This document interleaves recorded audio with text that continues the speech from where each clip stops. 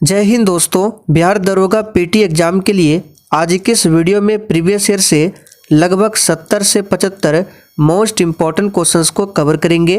तो साथियों, अगर आपका भी एग्ज़ाम 17 दिसंबर को फर्स्ट शिफ्ट या फिर सेकंड शिफ्ट में है तो पूरा वीडियो को देखकर ही जाना है, क्योंकि आज का ये जो सेशन है आपके एग्ज़ाम के लिए काफ़ी ज़्यादा इम्पॉर्टेंट रहेगा। तो चलिए इसी के साथ आज के इस क्लास को स्टार्ट करते हैं। तो फटाफट से आप सभी लाइव में जुड़ जाइए। तो पहला क्वेश्चन आपके सामने है, बांग्लादेश एक स्वतंत्र राष्ट्र कब बना था? सभी ऑप्शन को ध्यान से पढ़िए और साथियों प्रत्येक स्टूडेंट को नीचे लाइव चैट में अपना अपना आंसर देना है, जिससे आपका प्रॉपर तरीके से रिवीजन भी हो सके। तो साथियों बांग्लादेश की बात करें तो ये एक स्वतंत्र राष्ट्र कब बना था? तो याद रखिएगा 1971 में। तो यहाँ पर चौथा ऑप्शन आपका सही जवाब है। बांग्लादेश की राजधानी ढाका है और यहाँ की मुद्रा क्या है? तो टका है। आगे देखिए, निम्नलिखित में से किस में चांदी नहीं होता है? चलिए इस क्वेश्चन पर आप सभी स्टार मार्क कर लीजिए, ये क्वेश्चन वेरी इंपॉर्टेंट क्वेश्चन है। तो यहाँ पर चौथे प्रश्न का आंसर हो जाएगा जर्मन सिल्वर। देखिए इसमें भले ही सिल्वर लिखा गया है, सिल्वर का मतलब चांदी होता है, लेकिन जर्मन सिल्वर में चांदी नहीं होता है। इसमें मुख्य रूप से तांबा, निकेल एवं जस्ता होता है। आगे देखिए, निम्नलिखित में से कौन सा एंजाइम मानव शरीर में स्टार्च पाचन से संबंधित है? चलिए बिल्कुल टॉप लेवल का क्वेश्चन है, एक भी क्वेश्चन को स्किप नहीं करना है। तो कौन सा एंजाइम है जो मानव शरीर में स्टार्च पाचन से संबंधित है? तो याद रखिएगा एमाइलेज एंजाइम। तो यहाँ पर तीसरा ऑप्शन जो ही बच्चे दिए हैं उनका बिल्कुल सही जवाब है एमाइलेज एंजाइम, याद रखिएगा। आगे देखिए, 1799 में टीपू सुल्तान की मृत्यु के उपरांत मैसूर का राजा किसे बनाया गया? चलिए ऑप्शन ए में है बसालत खान, और भी ऑप्शन देख लीजिए, प्रताप सिंह प्रथम, कृष्ण राजा तृतीय, या फिर चौथा ऑप्शन है नंदराज। तो यहाँ पे क्वेश्चन क्या पूछा गया था कि 1799 में जो चौथा आंग्ल मैसूर युद्ध होता है जिसमें टीपू सुल्तान की मृत्यु हो जाती है, तो उसके बाद मैसूर का राजा किसे बनाया गया था? तो यहाँ पर इसका सही जवाब हो जाएगा ऑप्शन तीसरा, कृष्णा राजा तृतीय को बनाया गया था। क्वार्ट्ज का रासायनिक नाम क्या है? और देखिए साथियों, अब आपके एग्जाम में बहुत ही कम दिनों का समय बचा हुआ है। 17 दिसंबर को एग्जाम है, इसलिए आप सभी डेली क्लास को अटेंड कीजिए। क्लास का टाइमिंग है डेली रात 8:30 बजे से। तो क्वार्ट्ज का रासायनिक नाम क्या है? तो याद रखिएगा सोडियम सिलिकेट, और इसका सूत्र होता है SiO2, सोडियम सिलिकेट। चलिए आगे बढ़ते हैं। प्रत्येक राज्य से विधानसभा के लिए चुने जाने वाले सदस्यों की संख्या किस अनुसूची द्वारा निर्धारित की जाती है? तो यहाँ पर इसका आंसर क्या हो जाएगा? प्रत्येक राज्य में राज्यसभा के लिए चुने जाने वाले सदस्यों की संख्या जो है किस अनुसूची द्वारा निर्धारित की जाती है? तो सही जवाब है चौथी अनुसूची के द्वारा, याद रखिएगा। सूर्यास्त एवं सूर्योदय के समय सूर्य का आभासी चपटापन निम्न परिघटना के कारण होता है। बिल्कुल टॉप लेवल का क्वेश्चन है। चलिए फटाफट से आप सभी आंसर कीजिए। तो साथियों यहाँ पर इसका आंसर क्या हो जाएगा? तो 11वें प्रश्न का आंसर है ऑप्शन ए, याद रखिएगा अपवर्तन के कारण ऐसा होता है, प्रकाश के अपवर्तन के कारण। प्रथम विश्व युद्ध के दौरान कौन सा देश 1915 में ब्रिटेन के खिलाफ केंद्रीय बलों में शामिल हुआ था? तो यहाँ पर इस क्वेश्चन का आंसर क्या हो जाएगा? तो याद रखिएगा दूसरा ऑप्शन बुल्गारिया। कौन सा देश? तो बुल्गारिया देश 1915 में ब्रिटेन के खिलाफ केंद्रीय बलों में शामिल हुआ था। टिहरी बांध नदियों के संगम पर स्थित है। ऐसे तो आप सभी जानते हैं टिहरी बांध उत्तराखंड में है, और ये किस नदियों के संगम पर स्थित है? तो याद रखिएगा भागीरथी एवं भील गंगा नदियों के संगम पर स्थित है। किसी अर्धचालक यानी सेमीकंडक्टर का ताप बढ़ाने पर उसकी प्रतिरोधकता क्या होती है? तो साथियों उसकी प्रतिरोधकता घट जाती है, याद रखिएगा। यहाँ पर दूसरा ऑप्शन आपका सही जवाब है। और सेमीकंडक्टर का उदाहरण जैसे सिलिकॉन हो गया, जर्मेनियम हो गया। इंटीग्रल कोच फैक्ट्री ये कहाँ पर स्थित है? तो साथियों इंटीग्रल कोच फैक्ट्री जो है ये कहाँ पर स्थित है? तो यहाँ पर इसका सही जवाब है पेराम्बूर में स्थित है। तीसरा ऑप्शन यहाँ पर सही है, पेराम्बूर चेन्नई में स्थित है। निम्नलिखित में से कौन से प्रधानमंत्री ने राज्य के मुख्यमंत्री के रूप में कार्य नहीं किया है? चलिए बहुत ही अच्छा क्वेश्चन है। तो यहाँ पर इसका आंसर हो जाएगा चंद्रशेखर सिंह। चंद्रशेखर सिंह ने 1990 से लेकर 1991 के बीच भारत के 8वें प्रधानमंत्री के रूप में कार्य किया है। 10 नवंबर 1990 से लेकर 21 जून 1991 के बीच भारत के प्रधानमंत्री के रूप में कार्य किया है और ये कभी भी मुख्यमंत्री के रूप में कार्य नहीं किया है। क्लोरोजाइलिनॉल तथा टर्पिनियोल का मिश्रण किस रूप में कार्य करता है? तो इस क्वेश्चन को हमने आपको पहले भी बताया था, ये रोगाणुरोधक के रूप में काम करता है। यहाँ पर पहला ऑप्शन आपका सही जवाब है, रोगाणुरोधक। दूध को दही में परिवर्तित करने वाले बैक्टीरिया कौन सा है? ये तो सबसे सिंपल क्वेश्चन है, ये है लैक्टिक एसिड बैक्टीरिया। याद रखिएगा, लैक्टिक एसिड बैक्टीरिया। निम्नलिखित में से कौन सा आनुवांशिक रूपांतरित खाद्य पादप है? तो 24 का आंसर हो जाएगा सुनहरा धान यानी गोल्डन राइस। याद रखिएगा और आप लोग कमेंट करके बताइए गोल्डन राइस में कौन सी विटामिन पाई जाती है। तो चलिए बता देते हैं, विटामिन ए पाया जाता है गोल्डन राइस यानी सुनहरा चावल में। परमाणु रिएक्टर में ग्रेफाइट का प्रयोग किस रूप में किया जाता है? तो साथियों परमाणु रिएक्टर में जो ग्रेफाइट का इस्तेमाल होता है मॉडरेटर के रूप में होता है यानी मंदक के रूप में होता है। तो यहाँ पर तीसरा ऑप्शन आपका सही जवाब है, मंदक के रूप में होता है। मध्य रेल मंडल का मुख्यालय कहाँ पर है? वेरी इंपॉर्टेंट क्वेश्चन है। तो साथियों मध्य रेल मंडल का जो मुख्यालय है ये हो जाएगा कहाँ पर? तो इसका सही जवाब है मुंबई CST। तीसरा ऑप्शन यहाँ पर सही है, मध्य रेलवे का मुख्यालय मुंबई में है। तो ऑप्शन के अकॉर्डिंग यहाँ पर आपको चलना है। आयरन की कमी से क्या होता है? तो साथियों आयरन की कमी से एनीमिया रोग होता है। यहाँ पर तीसरा ऑप्शन सही है, मधुमेह। याद रखिएगा मधुमेह बीमारी किसकी कमी से? तो याद रखिएगा इंसुलिन की कमी से मधुमेह, विटामिन C की कमी से याद रखिएगा स्कर्वी, और बेरी विटामिन B की कमी से। भूमध्य रेखा निम्नलिखित में से किस देश के मध्य से नहीं गुजरती है? चलिए आंसर बताइए। तो किस देश से होकर नहीं गुजरती है? तो भूमध्य रेखा भारत से होकर नहीं गुजरती है, बाकी ब्राज़ील, सोमालिया, केन्या इन सभी देशों से होकर गुजरती है। याद रखिएगा भूमध्य रेखा जो है टोटल 13 देशों से होकर गुजरती है। भाखड़ा नांगल बांध किस नदी पर बना है? तो भाखड़ा नांगल बांध जो है ये बना है सतलज नदी पर। यहाँ पर दूसरा ऑप्शन आपका सही जवाब है। और भाखड़ा नांगल बांध ये एशिया का दूसरा सबसे ऊंचा बांध है और पहला कौन है? तो टिहरी बांध है। याद रखिएगा जो कि उत्तराखंड में है। जोग जलप्रपात किस नदी पर स्थित है? तो साथियों जोग जलप्रपात ये कर्नाटक के शिमोगा जिले में शरावती नदी पर स्थित है। ध्यान रखें नर्मदा नदी पर कौन सा जलप्रपात है? तो धुआंधार जलप्रपात। जहानारा द्वारा लिखित शेख मोइनुद्दीन चिश्ती की जीवनी कौन सी है? तो जहानारा द्वारा लिखित शेख मोइनुद्दीन चिश्ती की जीवनी है मुनिस अल अरबाब। यहाँ पर पहला ऑप्शन सही है।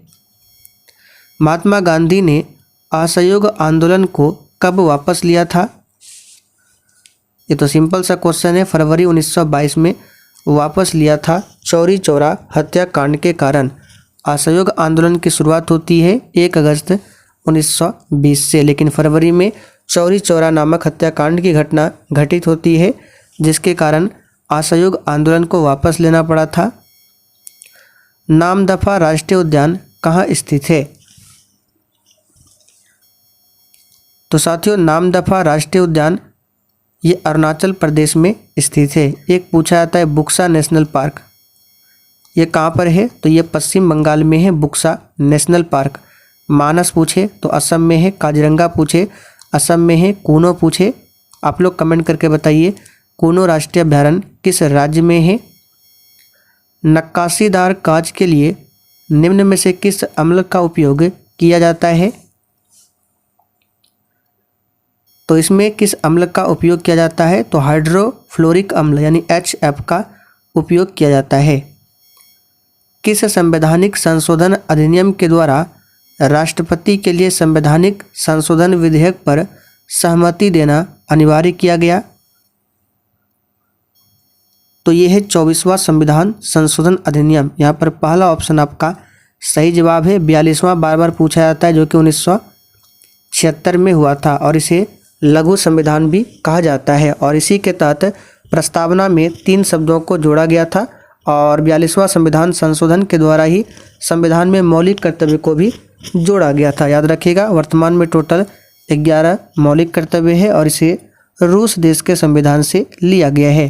44वां संविधान संशोधन 1978 में हुआ था और इसी के तहत मौलिक अधिकार से संपत्ति के अधिकार को हटाया गया था और संपत्ति के अधिकार को वर्तमान में आर्टिकल 300A में रखा गया है।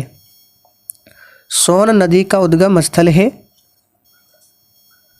तो याद कर लीजिए, इंपॉर्टेंट क्वेश्चन है। सोन नदी जो है मध्य प्रदेश में मैकाल श्रेणी की अमरकंटक पहाड़ियों से निकलती है। तो यहाँ पर आंसर हो जाएगा अमरकंटक। याद रखिएगा अमरकंटक। एक पूछा जाता है लूनी नदी कहाँ से निकलती है? तो याद रखिएगा अरावली की पहाड़ियों से निकलती है लूनी नदी। पूगा घाटी कहाँ स्थित है? तो साथियों पूगा घाटी जो है लद्दाख के दक्षिण पूर्वी भाग में चांगथांग घाटी में स्थित है। तो देखिए ऑप्शन में लद्दाख दिया है। कौन सा जनपद 6ठी एवं 4ठी शताब्दी ईसा पूर्व के मध्य सबसे शक्तिशाली महाजनपद बना था? तो 6ठी और 4ठी शताब्दी ईसा पूर्व के बीच मगध, अभी वर्तमान में बिहार है, पहले मगध के नाम से जाना जाता था, तो मगध में सबसे शक्तिशाली महाजनपद बन गया। तो यहाँ पर आंसर हो जाएगा मगध। याद रखिएगा क्या हो जाएगा? मगध। बंगाल में अमला खाली स्थान का अधिकारी होता था? तो देखिए अमला जो है जमींदार का एक अधिकारी था। तो यहाँ पर चौथा ऑप्शन आपका सही जवाब है, जो रिकॉर्ड बनाए रखता था एवं गांवों से राजस्व एकत्र करता था। तो याद रखिएगा अमला क्या है? तो जमींदार यहाँ पे होगा, जमींदार का अधिकारी होता था। मुर्रा किसकी नस्ल है?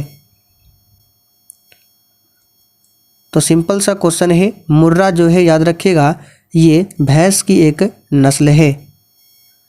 1946 में भारत आए कैबिनेट मिशन में कितने सदस्य थे? ये सभी जो क्वेश्चन है प्रीवियस ईयर में पूछा गया है बिहार दरोगा एग्जाम में। तो 1946 में भारत आए कैबिनेट मिशन में टोटल 3 सदस्य थे। कौन कौन थे? तो पैथिक लॉरेंस, A.V. अलेक्जेंडर और स्टैफोर्ड क्रिप्स। और इसके अध्यक्ष कौन थे? तो पैथिक लॉरेंस थे। निम्नलिखित में से कौन सा अकबर के काल का भूमि का वर्गीकरण नहीं है? तो 44 का आंसर क्या हो जाएगा? तो 44 का आंसर हो जाएगा जरीबा। याद रखिएगा क्या हो जाएगा? जरीबा। देखिए बादशाह अकबर ने अपने मंत्री टोडरमल की सहायता से भूमि का वर्गीकरण किया एवं प्रत्येक को अलग अलग राजस्व देना तय किया। जहाँ पर पोलज का मतलब क्या था? तो देखिए पोलज वह भूमि थी जिस पर प्रत्येक फसल के लिए लगातार खेती की जाती थी और इसे कभी भी प्रति नहीं रहने दिया जाता था। वही पड़ौती की बात करें तो पड़ौती वह भूमि थी जो कुछ समय के लिए खेती से बाहर रखी जाती थी ताकि वह अपनी ताकत वापस पा सके। और बंजर की बात करें तो बंजर 5 साल या उससे अधिक समय से बिना खेती वाली भूमि को कहा जाता था। तो यहाँ पे पूछा गया था कि कौन सा अकबर के काल का भूमि का वर्गीकरण नहीं है? तो जरीबा। जैन धर्म का 23वां तीर्थंकर कौन था? ये क्वेश्चन देखिए बार बार पूछा जाता है। यहाँ से आपको 3 क्वेश्चन या फिर 4 क्वेश्चन को ध्यान रखना है। सबसे पहले प्रथम तीर्थंकर बार बार पूछा जाता है जो कि ऋषभदेव है। नेमिनाथ 22वें तीर्थंकर है। पार्श्वनाथ 23वें है और महावीर स्वामी 24वें है। तो यहाँ पे 23वां पूछा गया है तो पार्श्वनाथ हो जाएगा। महावीर स्वामी के बचपन का नाम वर्धमान था। सड़क सीमा संगठन यानी BRO इसकी स्थापना कब की गई थी? तो BRO की स्थापना 7 मई 1960 को किया गया था, याद रखिएगा। अंकलेश्वर कहाँ स्थित है? तो प्यारे साथियों, अंकलेश्वर गुजरात के भरूच जिले में स्थित है। यहाँ पर दूसरा ऑप्शन सही है। अवध राज्य का अंतिम शासक कौन था? तो साथियों, अवध राज्य का अंतिम शासक था वाजिद अली शाह। यहाँ पर पहला ऑप्शन आपका सही जवाब है, वाजिद अली शाह पूछा जाता है, याद रखिएगा। भिलाई, दुर्गापुर एवं राउरकेला में इस्पात संयंत्रों का निर्माण किस पंचवर्षीय योजना में हुआ था? चलिए, बहुत ही शानदार लेवल का क्वेश्चन है। और साथियों, जिन्होंने अभी तक सेशन को लाइक नहीं किया है तो प्लीज़ आप सभी से रिक्वेस्ट है, आप सभी सेशन को साथ में लाइक भी करते चले। इसका PDF आपको टेलीग्राम पर मिल जाएगा।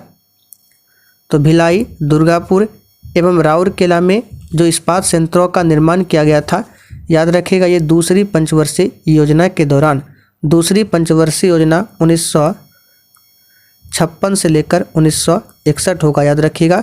और साथ ही ये जो राउरकेला इस्पात संयंत्र है, इसकी स्थापना पूछा जाता है, जो कि 1961 में किया गया था जर्मनी की सहयोग से। और राउरकेला कहाँ पर है इस्पात संयंत्र? तो ये उड़ीसा में है। और दुर्गापुर की बात करें तो दुर्गापुर जो है, इसकी स्थापना 1956 में इसको शुरू किया गया था। और यहाँ पे एक बचता है भिलाई। तो आप लोग कमेंट करके बताइए, भिलाई इस्पात संयंत्र की स्थापना किस देश के सहयोग से किया गया था और ये किस राज्य में है? निम्न में से कौन सी धातु केवल परावैंगनी तरंगों की प्रतिक्रिया पर अपने पृष्ठ से इलेक्ट्रॉन उत्सर्जित करती है? तो ये धातु है जिंक, याद रखिएगा। क्या है? Zinc. Nameri tiger reserve Bharat के किस राज्य में स्थित है? तो ये भी क्वेश्चन इंपॉर्टेंट एग्जाम के लिए, याद कर लीजिए। नामेरी टाइगर रिजर्व ये हो जाएगा आपका किस राज्य में? तो याद रखिएगा, असम राज्य में है नामेरी टाइगर रिजर्व। चलिए आगे बढ़ते हैं। भारत में मीठे पानी की सबसे बड़ी झील कौन सी है? तो साथियों, भारत में मीठे पानी की सबसे बड़ी झील की बात करें तो वुलर हो जाएगा, जो कि जम्मू कश्मीर में स्थित है, याद रखिएगा। लोकसभा में विपक्ष का नेता बनने के लिए कम से कम सदन की कुल सीटों का कितनी सीटें प्राप्त हो? तो लोकसभा में अगर विपक्ष का नेता बनना हो तो इसके लिए कम से कम सदन की कुल सीटों का 1/10 सीटें प्राप्त हो। तो यहाँ पर चौथा ऑप्शन आपका सही जवाब है। और परसेंटेज में पूछे तो कम से कम 10%। पिट्टी द्वीपक्षीय अभयारण्य कहाँ स्थित है? ये सभी क्वेश्चन आपके एग्जाम में पूछा हुआ है। तो पिट्टी द्वीपक्षीय अभयारण्य जो है, याद रखिएगा, ये कहाँ पर है? तो 61 का यहाँ पर आंसर हो जाएगा लक्षद्वीप में स्थित है। लक्षद्वीप केंद्र शासित प्रदेश में। लक्षद्वीप की राजधानी कवरत्ती है। वर्ल्ड इकोनॉमिक आउटलुक का प्रकाशन निम्नलिखित में से किस संस्थान द्वारा किया जाता है? तो 62 का यहाँ पर आंसर हो जाएगा अंतर्राष्ट्रीय मुद्रा कोष, यानी कि IMF, इंटरनेशनल मॉनेटरी फंड, जिसका हेड क्वार्टर कहाँ पर है? तो वाशिंगटन में है। वह क्रिया जिसमें एक आर्किड अधिपादप की तरह एक वृक्ष पर आता है क्या कहलाती है? तो उस क्रिया को कहा जाता है, याद रखिएगा, सहभोजिता। प्राचीन भारत में जंगलवासी किस नाम से जाने जाते थे?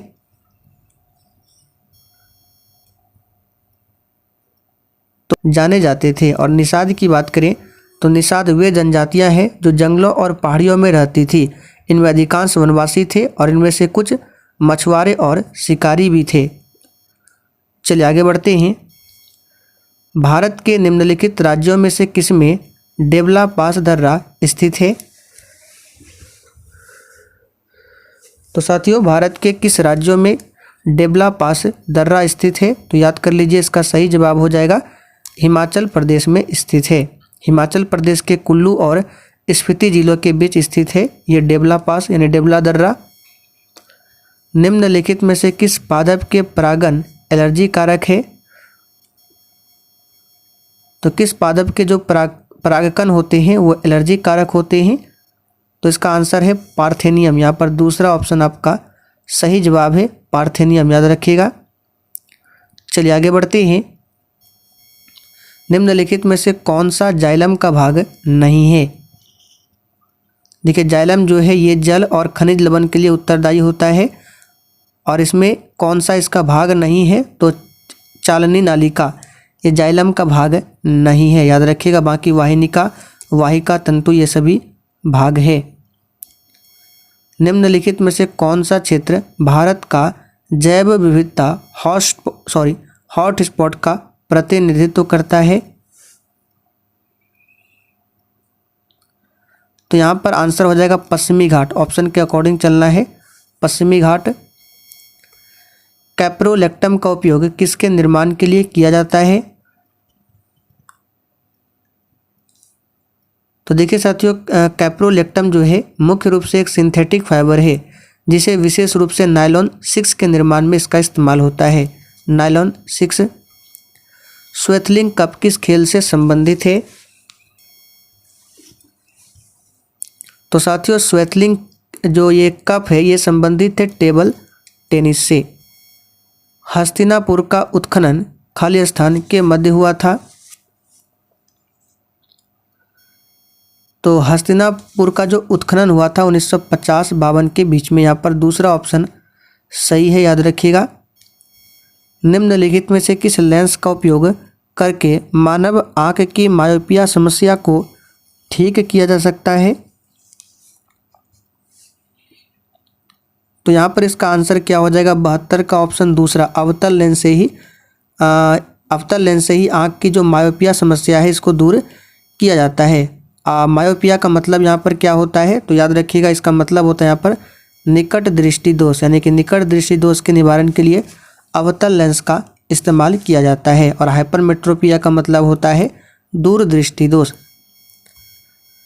निम्न में से कौन सी वस्तु हड़प्पा स्वस्थल से प्राप्त नहीं हुई है?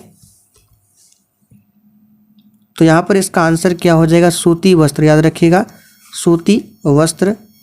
निम्न श्रेणियों में से कौन सी पश्चिमी घाट का भाग नहीं है? तो पश्चिमी घाट का भाग इनमें से कौन नहीं है? तो याद रखिएगा कामेट। बाकी अनाई मुड़ी, पालनी, कार्डमम ये सभी पश्चिमी घाट का भाग है। कृष्णदेव राय ने अपनी माता के नाम पर विजयनगर के समीप किस उपनगर की स्थापना किया था? तो 77 का आंसर है नागलपुरम। और कृष्णदेव राय जो है ये बाबर के समकालीन थे, याद रखिएगा।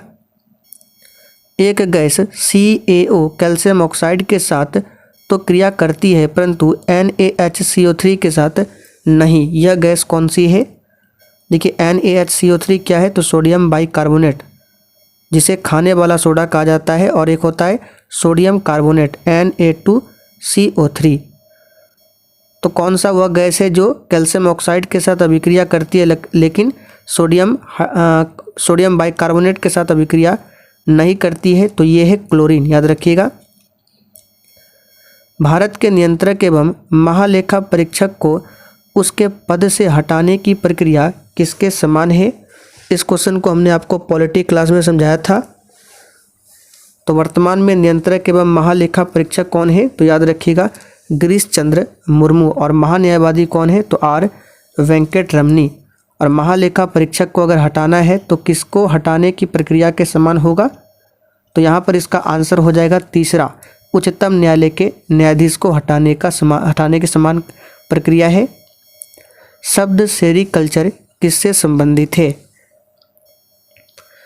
तो सेरीकल्चर जो है सिंपल सा क्वेश्चन है, ये रेशम से संबंधित है। निम्नलिखित में से कौन से विश्व की सबसे हानिकारक जलीय खरपतवार है? तो यहाँ पर इसका आंसर क्या हो जाएगा? तो याद रखिएगा ये है आइकोर्निया। पहला ऑप्शन आपका सही जवाब है आइकोर्निया। और एक याद रखना है जलकुंभी।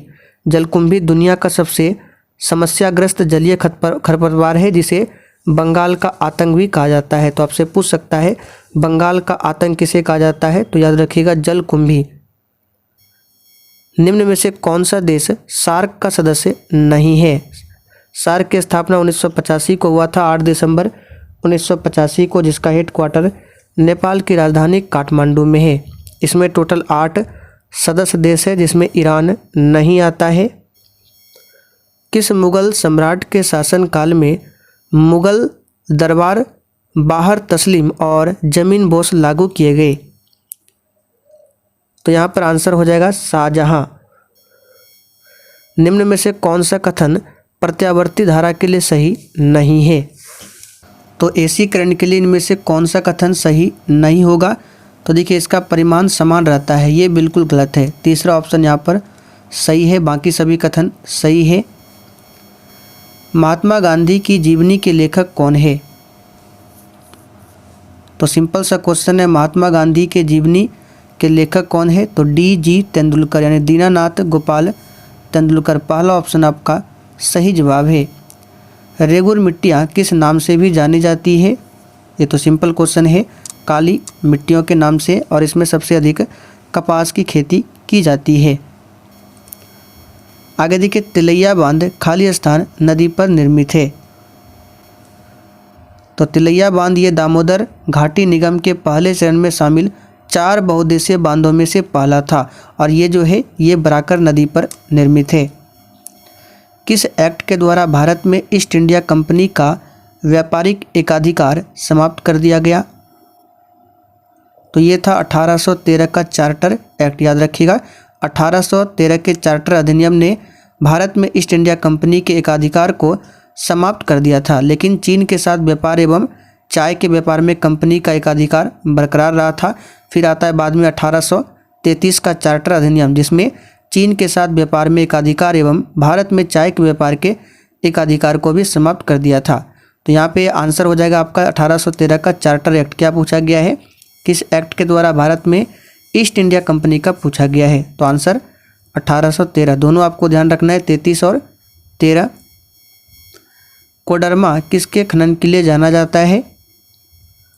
तो अभ्रक उत्पादन के लिए जाना जाता है कोडरमा। याद रखिएगा। आप लोग कमेंट करके बता दीजिए कोडरमा क्षेत्र किस राज्य में पड़ता है? बौद्ध धर्म में उपदेश देने हेतु किस भाषा का उपयोग किया जाता था? तो सिंपल सा क्वेश्चन है, पाली। किस मौर्य स्तंभ के शीर्ष पर एक विशाल हाथी स्थापित है? सही जवाब है संकिसा स्तंभ। किस पर? तो संकिसा स्तंभ। याद रखिएगा। पर्यावरण संरक्षण के बारे में जागरूकता फैलाने में सहायक पुस्तक साइलेंट स्प्रिंग के लेखक कौन है? तो साइलेंट स्प्रिंग पर्यावरण संरक्षण से संबंधित है, और इसके लेखक कौन है? तो इसका आंसर आपका क्या हो जाएगा? रसेल कॉर्सन है। कौन है? रसेल कॉर्सन है। तो चलिए साथियों, आज के लिए इतना ही। सेशन पसंद आया हो तो जाने से पहले सेशन को लाइक और शेयर जरूर कर दें।